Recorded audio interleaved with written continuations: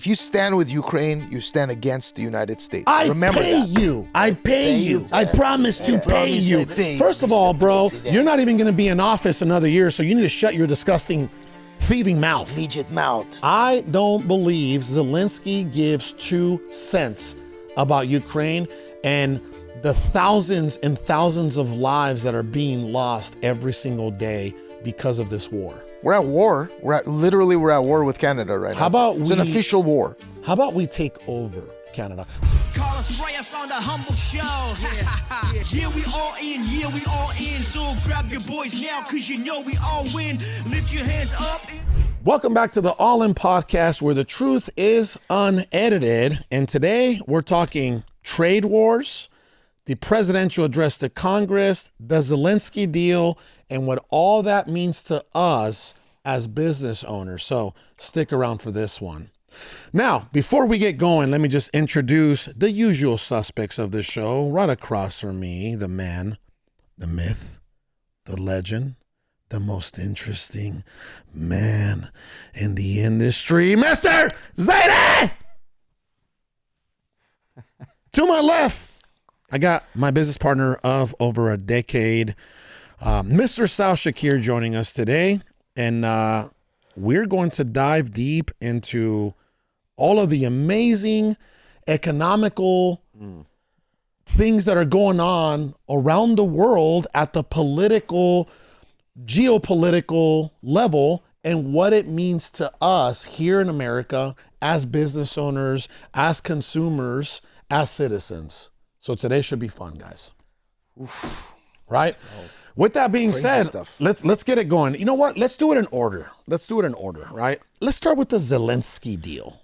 And then we'll get into the trade wars that's going on as we speak, right? They're actively being enforced now, right? And then we'll move into the presidential address to Congress and, you know, how that whole thing went down. I love some of the great things that 47, I'll call him 47 for the sake of, you know, right? Censorship, right? I like a lot of things that went down. I was tuned in. I was locked into every single minute of that speech, and not only every single minute of that speech, but I was locked in to the event, like the behavioral situation that went down from both sides of the aisle. The Democrats, the Republicans, the good, the bad, and the ugly. So, Zelensky deal. What the hell happened last week? Zelensky flew all across the world for a deal that was already done. It was already set in stone.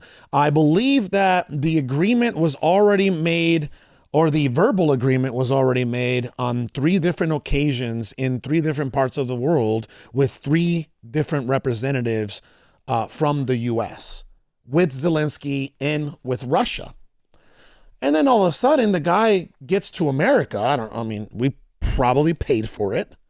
We probably paid for the jet and the gas and the pilots, right? And we probably paid for a 5-star stay somewhere. Secret Service. We probably even paid for the apron, the clothes that the guy was wearing, right?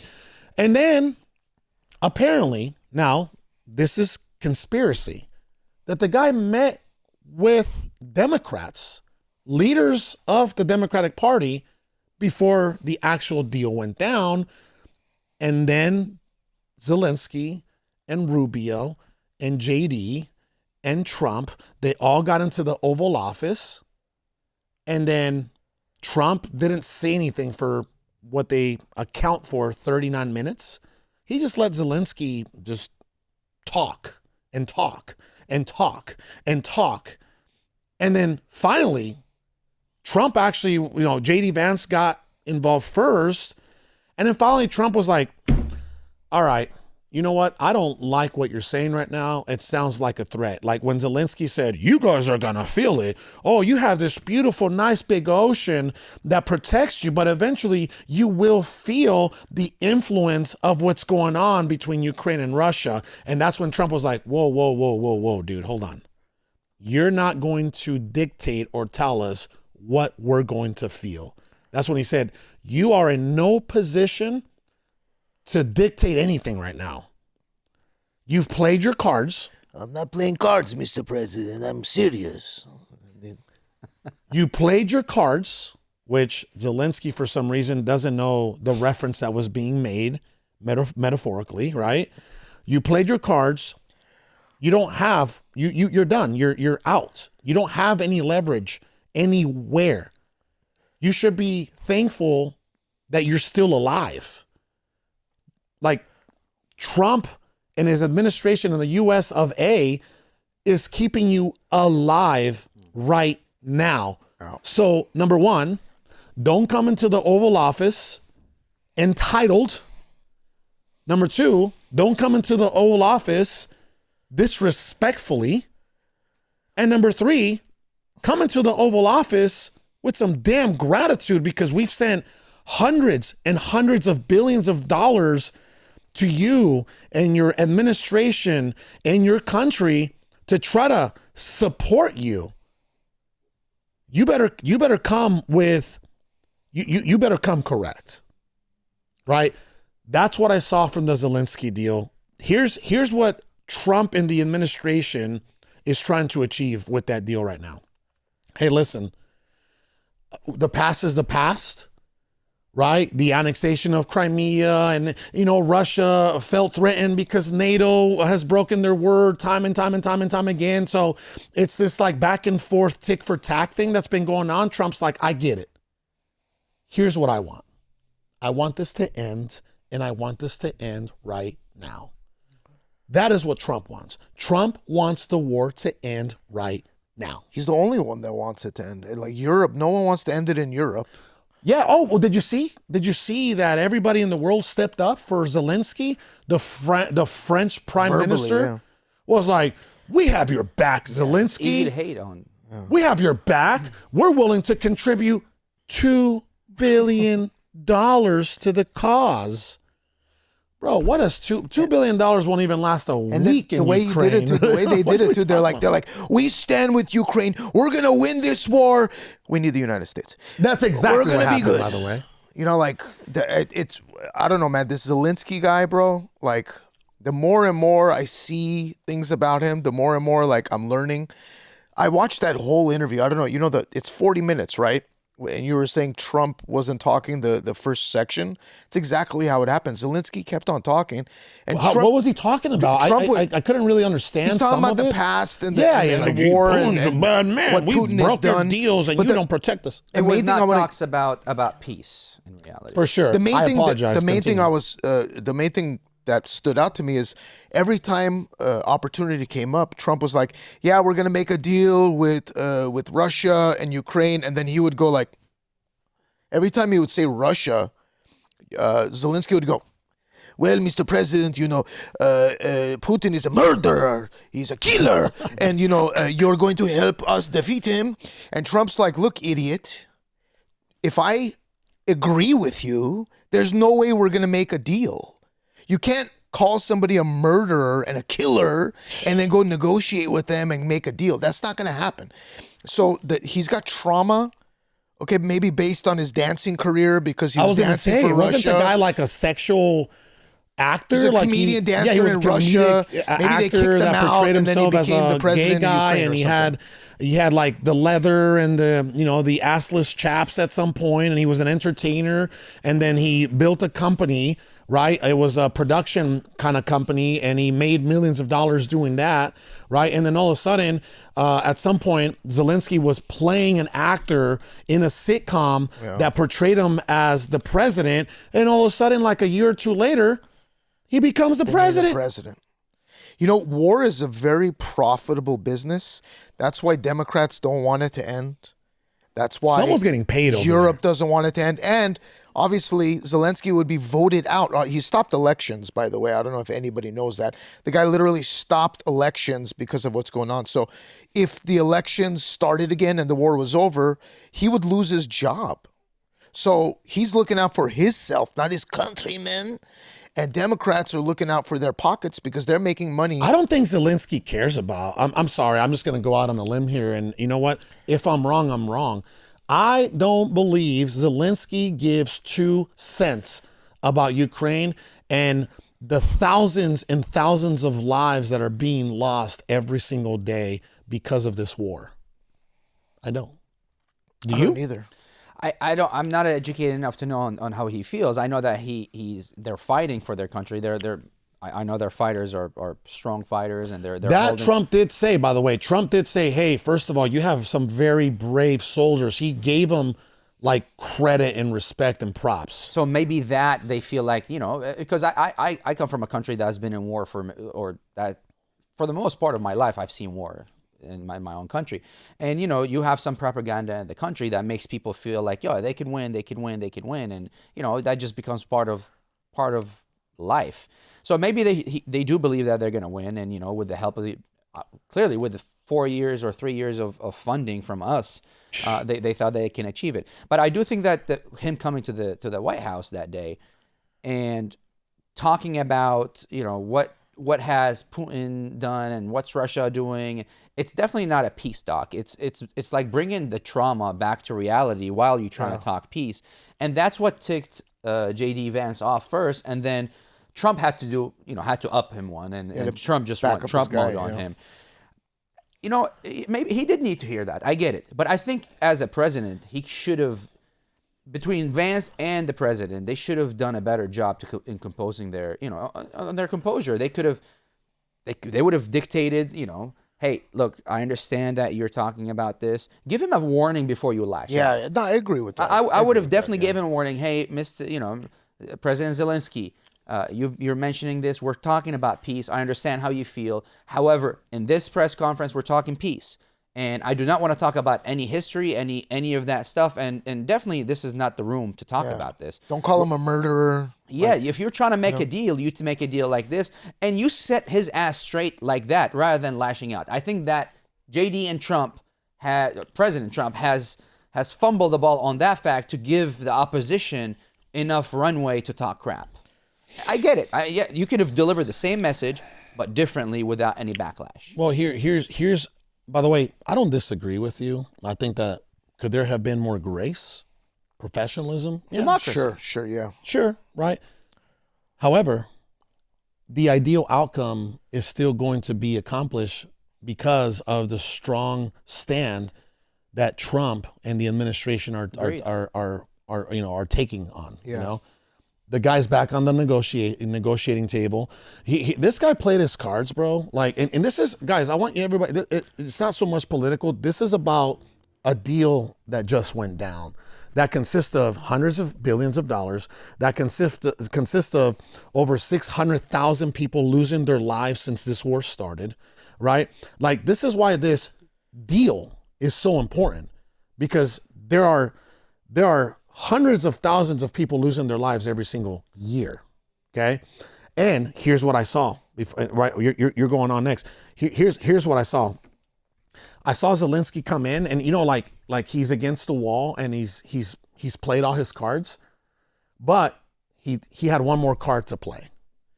More than likely, conspiracy, allegedly, with the advice and the direction of the Democrats, let me implode this deal. Let me implode this meeting on national television or global television. Let me make the administration, the Trump administration, look bad.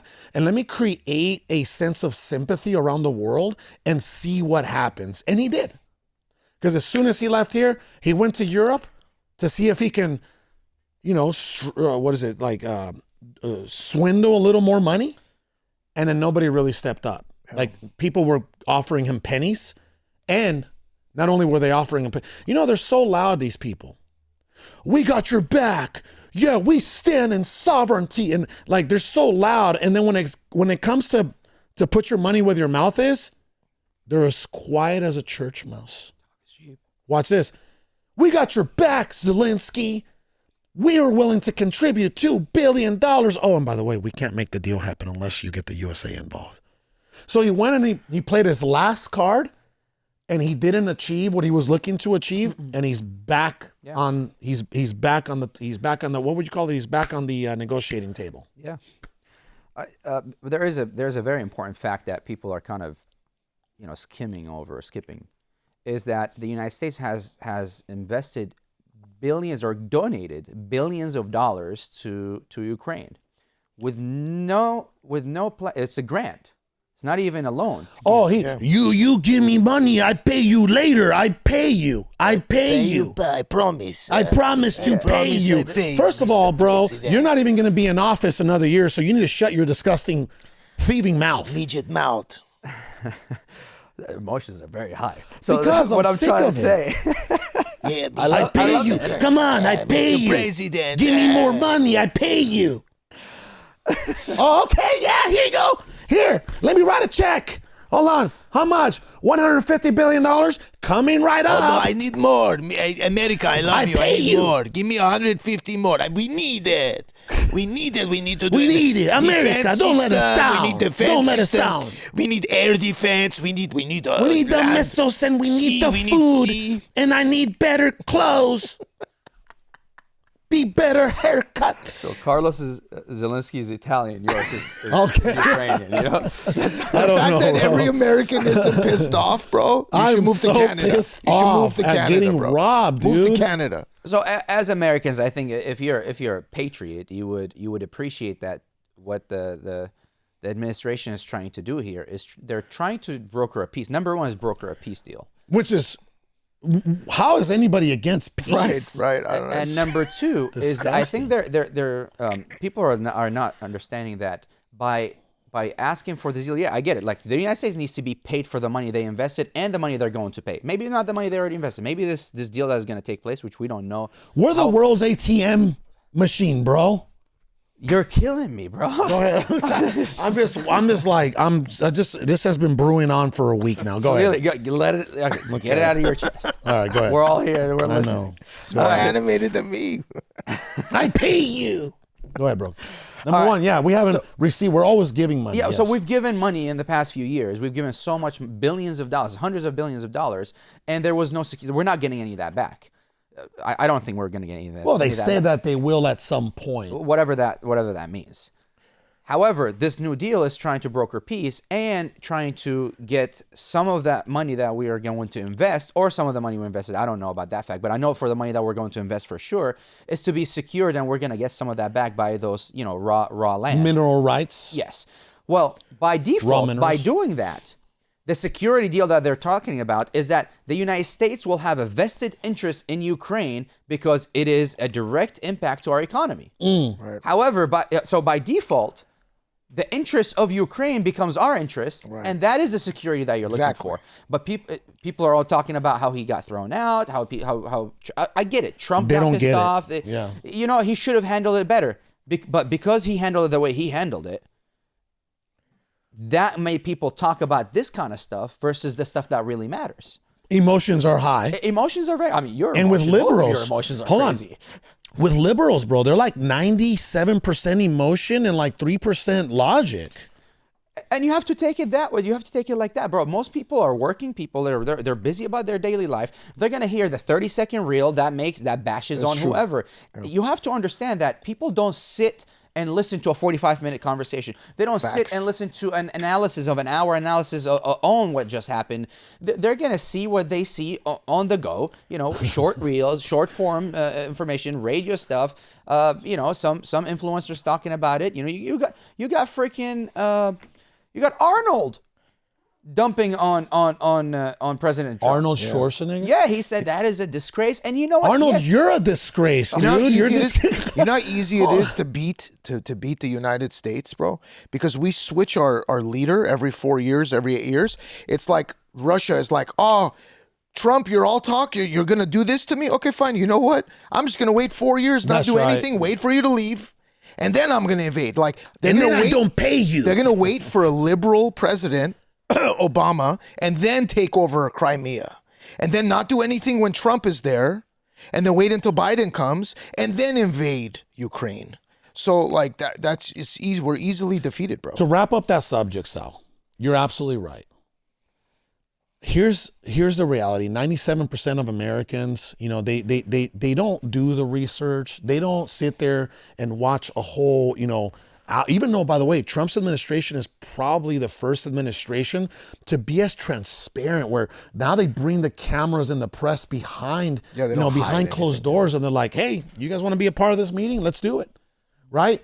And then it's like, now there's no safe spaces for a lot of liberal people. They're like, oh my God. Right. There's no safe spaces now. Now it's in their face.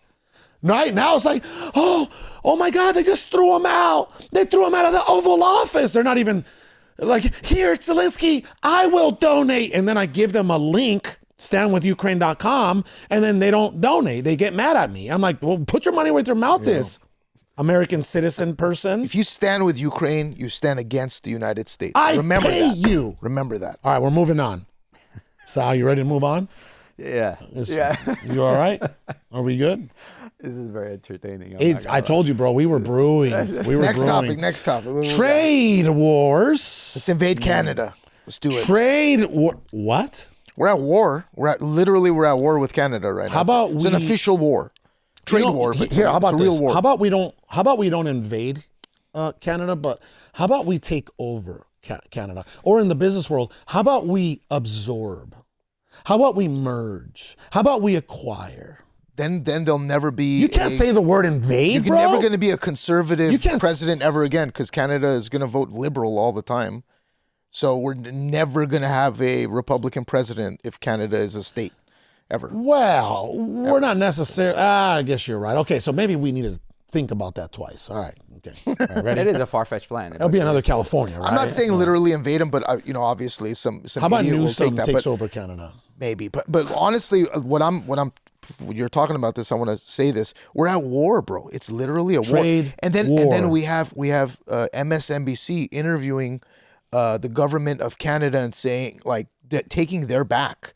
Like, they're lucky I'm not president, bro, because I would arrest everybody that's taking Canada's side for treason. How disgusting. We're at war, bro.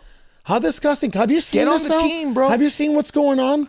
Have you seen what's going on? I'm following American citizens, specifically on the left, are backing up Ukraine. They're putting up the little we stand with Ukraine flags on Facebook, and then you put here, you stand with Ukraine, here's a link where you can directly donate, and then they're like, oh God, you're so rude. Or, right, you send them information where they can actually sign up to the Ukrainian army, and they're like, oh my God, right? Again, that's what's going on in the country. And then here's another thing, right? Talking about Canada, bro. Huh? We're talking about Canada. I know. I'm going to move on to Canada now, right? And now they're like, oh my God, can you believe the U.S.? They're trying to tax Canada. They're trying to put these tariffs of 25% on Canada, and they're trying to put these tariffs of 25% on Mexico. They're so mean. Bro, aren't you kind of isn't that treacherous against your own country when you're willing to choose a foreign country? If they don't believe in the plan, because I don't think the people that are opposed to it, they don't think that plan will work, and that it stems from fear. I don't know if it's about the plan, bro. I think they have TDS, which is the whole I think you're both right. They don't think it's going to work, and they have TDS. What's TDS? Trump derangement syndrome. There it is. It's a real thing. Everybody's talking about it, by the way. And you know what? Then why give it more power? So instead of Trump throwing him out, or Trump talking, doing these crazy bursts online or live, try to avoid that so you don't have that against you. But on the other side is you can explain more. And I know they're trying to explain more. I think that the tariffs are this is something that has happened before. Mm-hmm. Tariffs, the tariffs war started almost a decade ago. Yeah. It led the country into depression. Mm-hmm. And a decade or a century ago? Almost a century ago. Okay, because decade is my bad. A century, almost a century ago. Yep. That caused a depression. Well, so looking at history, if they don't play it right, this could lead to that. But you would hope that the President Donald Trump and Elon Musk would have a better plan to counter that. Right now, they have enough information from the past to overcome that challenge. But obviously, they're playing with fire. Let's call it what it is. This is a ballsy move, and I think it's a necessary move. You're right. It needed for something to happen. A ballsy move needed to be made, and this is the ballsy move. However, is Canada? Do we need Canada to import stuff to us? Well, they import. What percentages do they import to us? Well, I mean, they do import pancakes. What percentages of their import and what percentage of Mexico? And Flourish Pancakes is the company. Oh, okay. Sorry. So apparently Canada imported over $412 billion worth of goods. What percentage is that of their GDP? The percentage of their GDP, which is it's the gross domestic product, Canada sent 76% of all of their exports to the USA, accounting for 19% of their overall GDP. That's enormous. It's catastrophic. What's Mexico? Mexico sent 78% of their exports to the US of A, and that 78% of goods accounted for 37% of their overall GDP. Catastrophic. If so, these plans, this would put. So who has the leverage? Yeah, but how Sal? much does the United States export? To Mexico, it's about 2% GDP. So it doesn't affect us as much as it affects them. Yeah, we don't. So Trump is being a deal maker. Just trying to tap them out. Yeah, We're he's consumers. dying. We're not really exporters. We're importers. We love to consume. Here's my theory, and I don't know. It's far fetched, but here's my theory. Tariffs are definitely going to increase prices because it's good to bring the manufacturers back to the United States so we can consume our own goods. However, the inflation will happen because goods are going to cost more money, and them doing tariffs to us because they're doing tit for tat. So now Mexico and Canada is doing the same thing, and China is trying to do the same thing.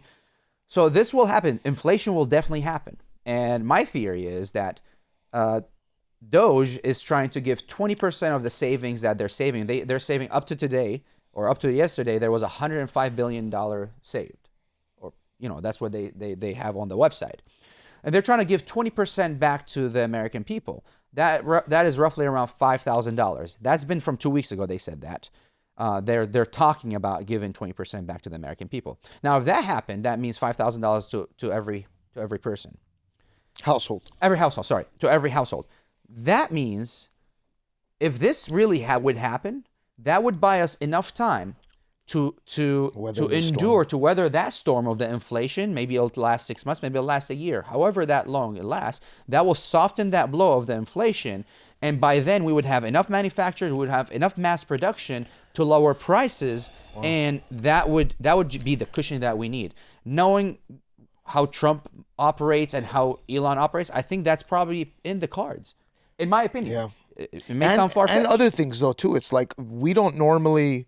People in Congress are like, oh my God, the spending is outrageous, but they're not looking at the income that's coming in. The $100 trillion that was invested in us. They're not looking at, okay, let's say the gold card, like it or not, it's going to bring in some income for the United States. So let's say it brings in, $10 trillion into the United States by us selling a gold card for people. So, they're not taking any of that into consideration. What my situation is, my theory, right? Canada, they're liberals. Liberals don't like to fight. Like they're pushovers. Sure, they could say they fight verbally and they could go protest, but they're not gonna fight like punches. Get down and gritty and fight. They're not gonna do that. They're gonna complain and put up signs. That's liberal mentality. So they're scared. What you were saying, we're playing with fire. So what's gonna happen is, what if Canada is going to lose and they're like, by any means necessary, we'll win? So what if another country says, hey, you know what? My enemy is the United States. Your enemy is the United States. Why don't I bring my missiles into Canada? And then I'll help you. We wouldn't allow it. Really? We wouldn't allow it. Really? We didn't allow it. You think the left wouldn't allow that? Do you not remember the Cuba Missile Crisis? Yeah, that's in Cuba. And then good luck, especially with Trump having the red button. JFK died. JFK died, right? Yeah. Hey, good luck. Yeah. Trump has the saying, red man. button. That's great, yeah, Trump has sure. the red button. Yeah. Canada trusts to bring in missiles. He presses the red button, he gets a Diet Coke, bro. That's the red button for him. Now, here's what I'm seeing. By the way, okay. Officially, the border. There's a border town here near where we are. It's called San Luis. The trucks have stopped. So Trump is putting a 25% tariff on Mexico, 25% tariff on Canada, and a 10% tariff on China. Well, officially, right? Here's what's going on. Here's already, because we're already seeing the consequences, right?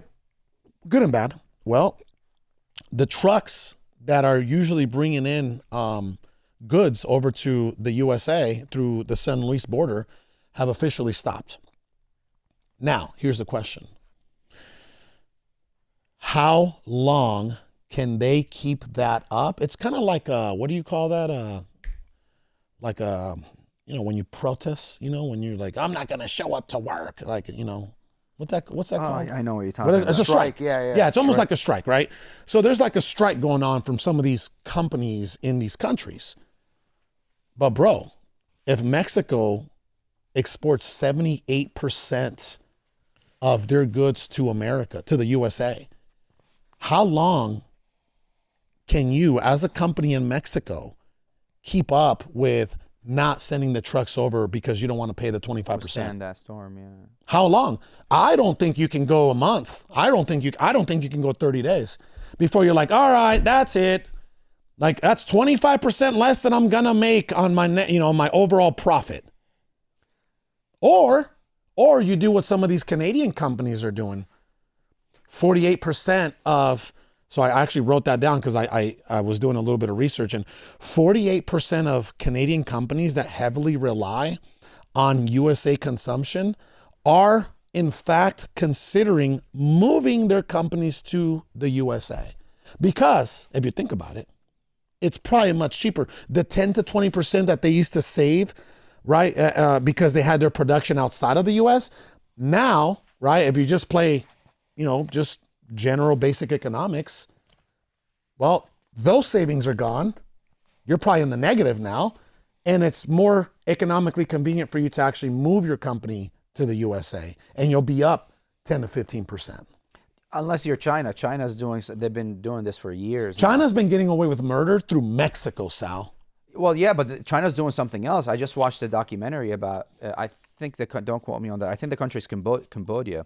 They move their manufacturers in there because there's no tariffs. And one manufacturer that's been there for over 10 years, he's doing that because they want to prepare for this kind of stuff. And all their stuff goes to Walmart, to Costco, and to all these big vendors. So unless you're like China, what I'm trying to say, and they would go to another country, they don't come to the United States and bring their manufacturer. We're the world's biggest consuming country. We are the customer. Oh no, I'm talking about their manufacturer moved away from China because they want to get away. Have you seen how many manufacturing plants they have in Mexico, China? Have you seen? No, I have not. Here's a potential problem, bro. So if you owe money on your credit card and you don't pay it, what happens? You get a strike on your credit. Right. So if you're a country and you're in debt to another country, the United States is in debt to China. What if China calls the debt, bro? What happens then? My friend, you can't get blood out of a rock. There's a lot of people out there that owe us a lot of money, and we they owe more still money. haven't paid us. That's why we're in debt. We owe more money. We, the United States, owes China money, and what if they call it, bro? Then they have justification for coming here, and it's like if you don't pay the bank, bro, they take your house. It's not. That's very extreme. So they gotta take the if country, it gets to bro. that, but I don't think you'll ever get to that. There's too much at stake to go over that drastic measure. I agree. Yeah, I think that's not in their best interest to do so, and I think Trump and Elon know that. So we'll see what happens, man. I mean, at this point, it is. I like what you said, bro. It's like playing with fire because it's so easy not to do anything. But then if we don't do anything because of our debt, the country is going to collapse. there's only a certain amount of deficit we could be in before our money isn't worth anything. The rubber band will snap. Yeah, eventually, man. And that's what happened in what's it called? In Rome. That's how they were defeated. Well, That's how the civilization, the greatest civilization prior to us that was using fiat currency, that's how they went down, man. So we need to do something because that's our, the Roman Empire collapse, the United States collapse is very similar, man. So we need to do something to make sure that doesn't happen. well, that's what I think. That's the whole attempt that's happening. The drain the swamp and the level of corruption that has existed Bureaucracy, at the top level, at the top political level for decades and decades and decades, probably backdating past 100 years. Past 100 years, right? If you think about it, that's where we are. That's where we were headed. We were headed to a full-blown collapse, just like the Roman Empire was. We really were.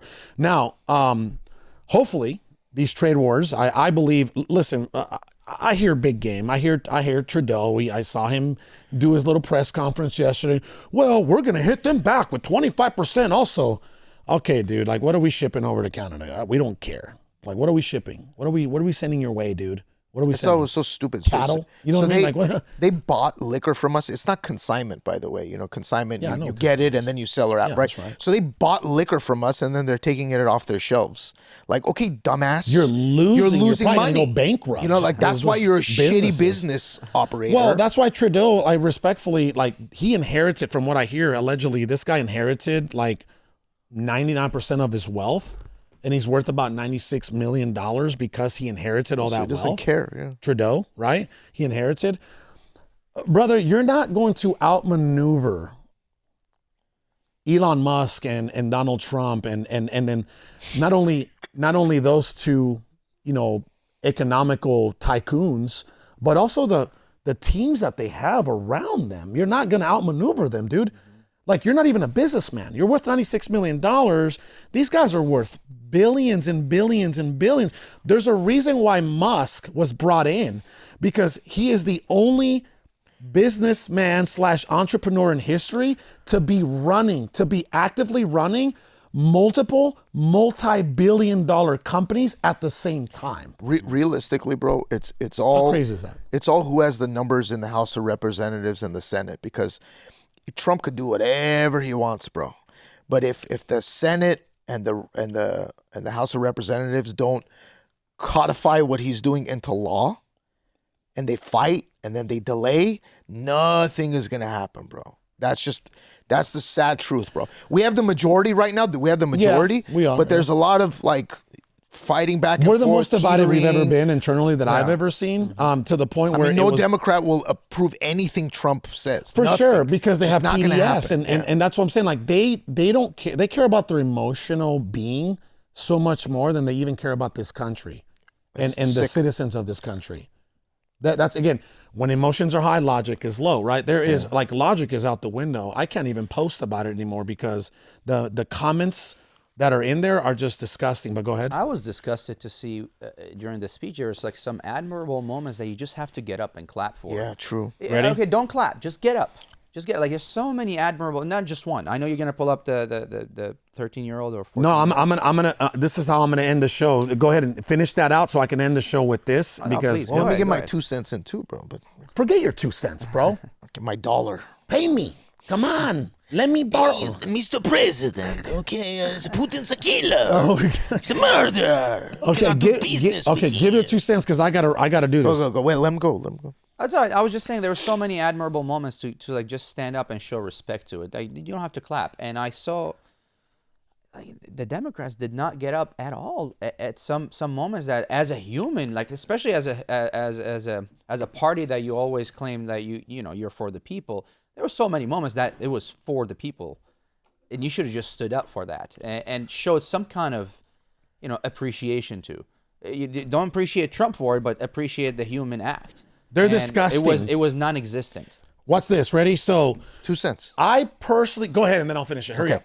So I always say this: the Democrat Party, not the individuals, the party. Okay, The leadership. the leadership, not even the leadership, bro. The party, the ideology is white supremacy. That's what the ideology is. So when the master says sit down and don't cheer no matter what, all the slaves listen. They just say, proved yes. that. They just I'm proved not going that. to do anything. They just And proved that. exactly. They just proved that. All right, so this is how I'm gonna finish out the show. Ready?